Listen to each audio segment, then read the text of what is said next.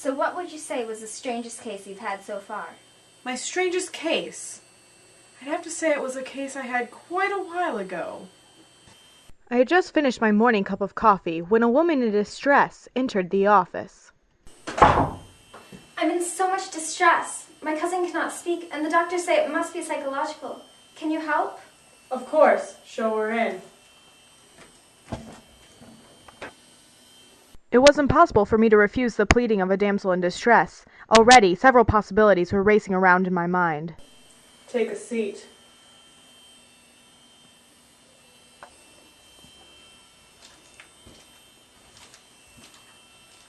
I'll leave you here for a few hours, and then I'll be back to pick you up. Now, Catherine. My name's not Catherine. What? It's Carl, but you can call me Catherine. It really doesn't matter. All right, Carl. Can you tell me why you're here? Because there's something wrong with my wife. What do you mean? See? She can't talk.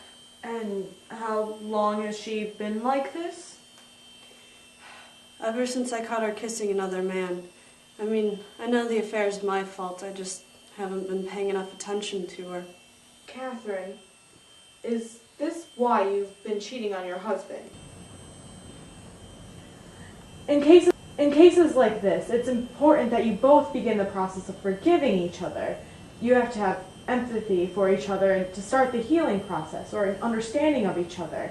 Now, Catherine, can you tell me anything that Carl might do for you around the house? It took some time to find a way to help the Catherine personality. She was suffering from a case of conversion disorder based on her guilt at Carl's depression over her unfaithfulness. In the end, I saw that I must treat Carl by himself first. I contemplated using the rational emotive therapy at first, but I soon realized that Carl would not respond well to this treatment. I decided on Beck's cognitive therapy. This seemed to have the desired effect on Carl and sped up Catherine's healing process. That is quite strange. A husband and wife personality. But why did the woman call her Carrie? This case isn't quite over yet. And this frightens you? Yes! Yes! Yes! All right, it's just as I thought during our last session.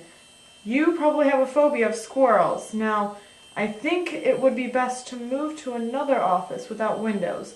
I need to gather up some papers, and I'll be right there. Just turn right, and it's the second door on the left. All right, Mary? All right. Mary, just remember those self-inoculation techniques that we went over. Replace your negative thoughts with positive ones. All right. Wait, what's this? What? Let me out! Let me... Ah! Mary? Mary, are you in there? Oh, good, an assistant. Can you move the light a little bit more to the left, please? I don't believe we've met. Dr. Walter Freeman. And why are you doing a lobotomy on this squirrel, Doctor? Listen, I don't want anyone after you.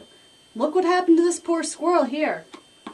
Well, when you're finished with that, please step into my office. Right away. The Dr. Freeman personality, with the characteristic delusions of grandeur and paranoia, was clearly based on paranoid schizophrenia. Over many, many months of hard work, I found that using the empty chair technique from the Gestalt school of thought with Freeman and the base to that personality seemed to relieve the effects of schizophrenia. Wow, this is one convoluted case. So, you had a woman bring in someone because she couldn't talk. Even though it was another personality that couldn't talk, because yet another personality was depressed over an affair, then a personality with a phobia appeared, and when you cured her of her phobia, yet another personality came out that thought that the squirrels knew too much? Yes, but that was not the end. It seemed at last that I had come to the end of the personalities. The one that was sitting in the office was named Carrie, the given name of the patient. The woman who brought Carrie in, her only family, said that Carrie was back to normal, except for a small problem with nightmares. After several appointments using dream analysis, I knew I had to treat the root cause of the dissociative identity disorder, or she would be right back in my office. All right, Carrie.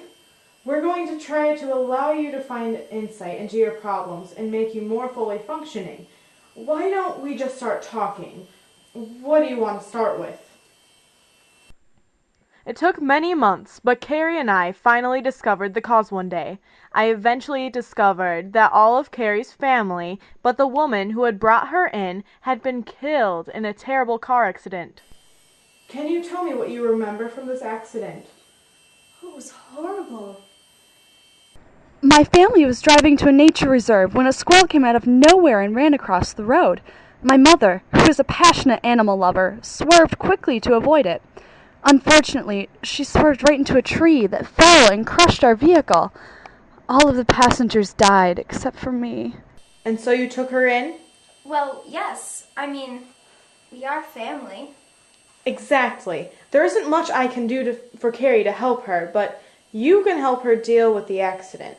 Hopefully she will accept your comfort and guidance and establish a healthy life. Thank you so much, sir. Is there anything I can do to repay you? Here's your bill. So much for psychotherapy.